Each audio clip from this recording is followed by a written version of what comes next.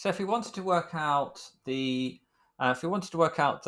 height, then we want to use this one because we know what a is vertically. It's going to be 9.81. Technically, actually, it's going to be negative 9.81 because we're saying up is positive, therefore down is negative.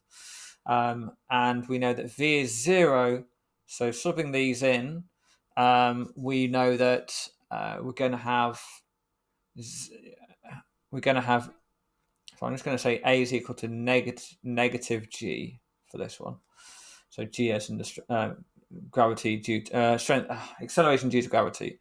Okay, so we end up with v squared is equal to, no, sorry, let's move that. The move over, got negative u squared is equal to negative 2g multiplied by h. I'll just rearrange that real quick there. And because we've got a negative on both sides, I can just cancel out the negatives. Let's try that again. Okay. And I can also then just square root both sides.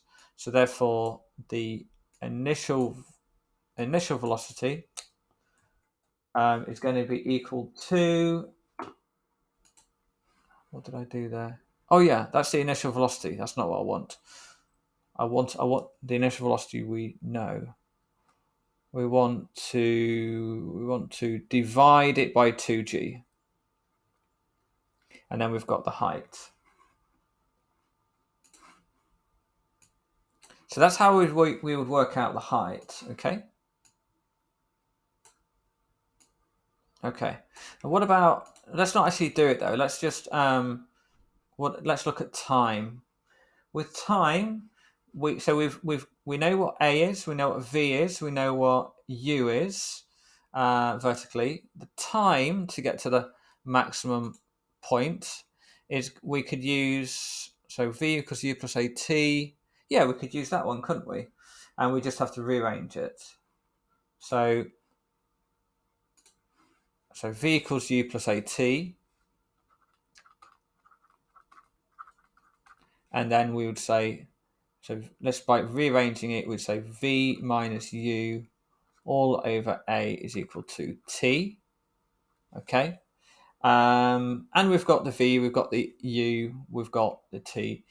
We know that u is just going to be 0. We're talking about the maximum height here.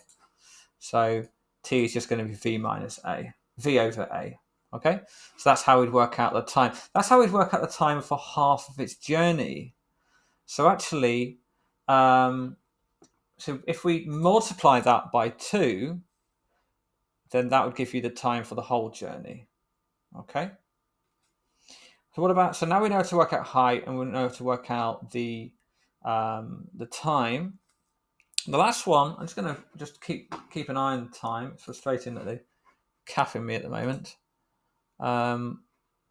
Okay, so let's imagine that we've calculated the time. We know what the initial speed is. We've only, for the first two of these situations, so that was the first problem. We were trying to calculate the height. This is the second problem. We were calculating the time. We could have done these two either way around. Now the third problem is to calculate the range. Now the range is looking at the other side of the story. The range is looking at the horizontal side of the story. So we want to look at the horizontal initial speed, which is this, and the range, which we can say is r, is going to be equal to the horizontal component of the velocity multiplied by the time. And that's equal to u cos 30 or cos theta for all situations, multiplied by time, which is multiplied by 2v over a. Okay, when I say a, I really mean g actually. Yeah. Yeah. Hang on, I think yeah, okay, we'll look at, yeah. So basically that's the stages, that's how you would do it. Okay, so I'll stop that video there and we'll actually try